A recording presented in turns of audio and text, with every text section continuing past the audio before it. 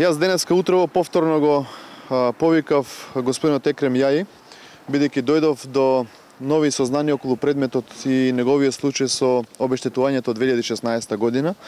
Денеска му презентирав дека Министерството и оние документи кои што ги има он, повеќе од очигледно е дека некои од клучните документи се заскриваат во неговиот случај. Јас денеска утрово го информирав дека пред мене имам 3 круцијални документи кај што ја докажуваат неговата правичност и искрена и честна намера да си ги побара своите средства кои што ги заслужува од оштетите 2016 година. Пред мене го имам барањето, односно записникот од комисиската инспекција формирана од вработени од подрачната единица Газибаба и од вработените во Министерството, каде што се констатира дека се работи за 585 овошни садници кои што се оштетени.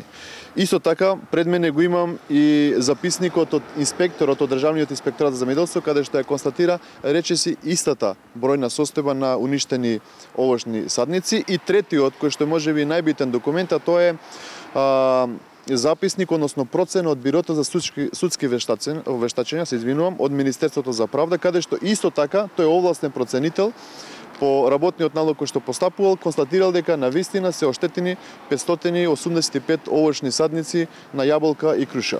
Овие документи кои што јас ги изминативе 10 дена упорно истражував и ги барав, ги добив и ќе му ги дадам и на господинот Екрем да си ги има, бидејќи тој си води судска постапка, да ги има како доказ дека навистина тоа што е оштетено е и документирано со фактичка состојба. Јас како дополнителен заменски министер, овој предмет кој што го имам во целина, исто така со пропратно писмо ќе го пратам до платежната агенција која што на крај треба да ги исплати овие средства.